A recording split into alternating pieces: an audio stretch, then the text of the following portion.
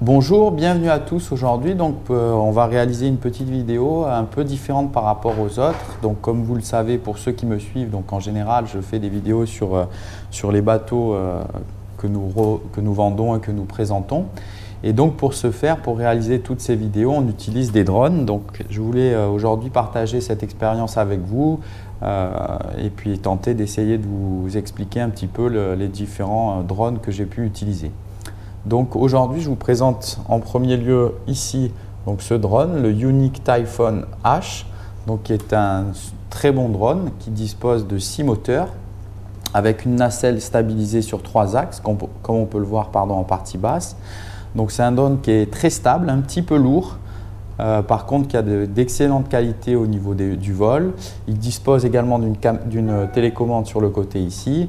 Donc j'avais commencé par ce drone et je dois avouer qu'au niveau des qualités, au niveau du vol, c'est très bien.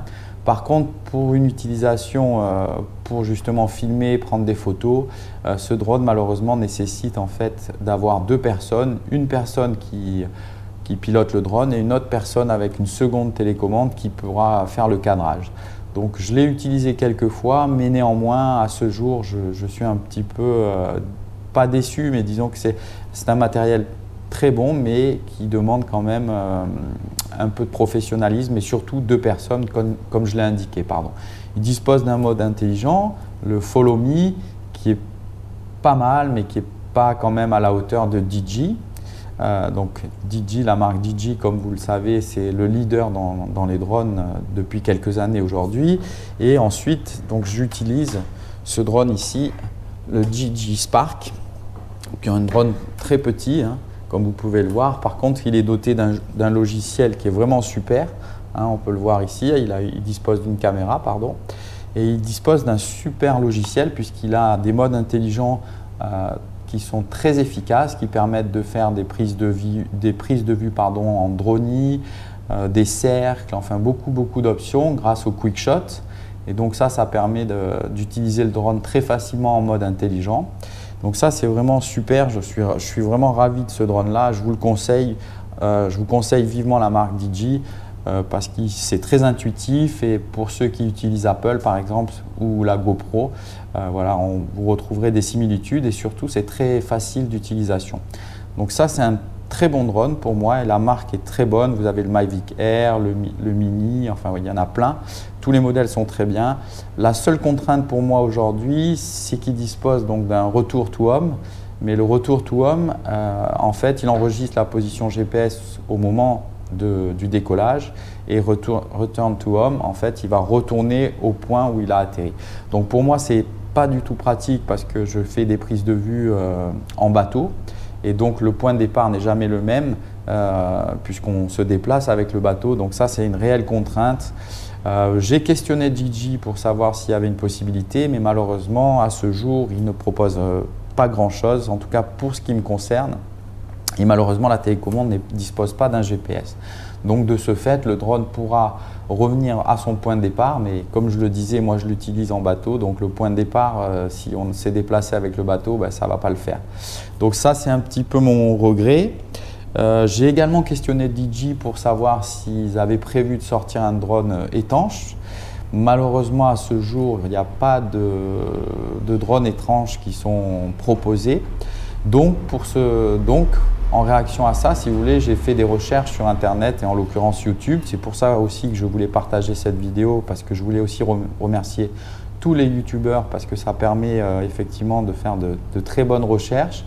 Et donc, j'en suis revenu à la conclusion d'acheter un drone étanche, donc la marque Swell Pro et en l'occurrence le Spry Plus. Donc j'ai lu beaucoup de tutos, beaucoup de présentations. C'est une marque que je suis depuis 2-3 ans, depuis que le drone est sorti. Donc là, ils ont sorti une nouvelle version avec un logiciel qui a été amélioré. Par rapport au tuto que j'ai pu voir, bon, effectivement, c'est pas à la hauteur du DJI en mode vol intelligent et au niveau du logiciel, malheureusement, c'est un peu en dessous.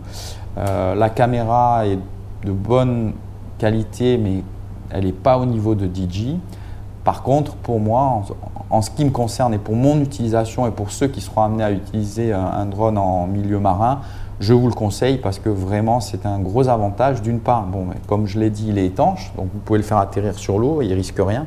Donc ça enlève un stress important, puisque moi quand j'utilise mon Spark, je suis obligé de garder une certaine autonomie pour pouvoir rapatrier le drone et le faire atterrir sur le bateau ou dans ma main. Ce que j'aime pas trop faire parce qu'il y a toujours un petit peu de risque. En l'occurrence, on a souvent du vent, des vagues, donc c'est un peu compliqué. Donc c'est pour ça que je me suis orienté vers ce nouveau drone que j'ai commandé. On va voir, je vous ferai donc une petite vidéo avec l'essai de ce nouveau drone, le Spry Plus. Autre avantage de ce drone, donc, alors comme je le disais en mode vidéo, il sera inférieur à DJI, mais ça je l'ai bien compris et malheureusement je vais l'accepter puisque je n'ai pas d'autre solution.